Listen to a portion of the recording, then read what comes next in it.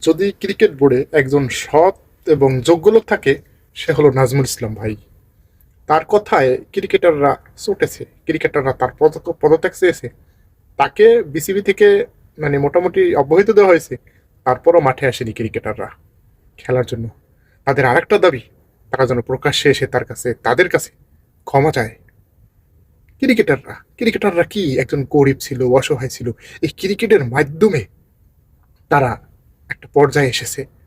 তারা কোনো মূল্যবোধ শেখেনি। দালালি চলবে না এদেশে।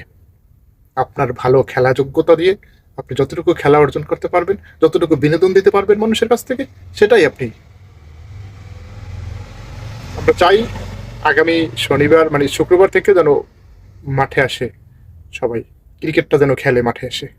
তাহলে পুরোপুরি সবাই সবকিছু বন্ধ হয়ে যাবে।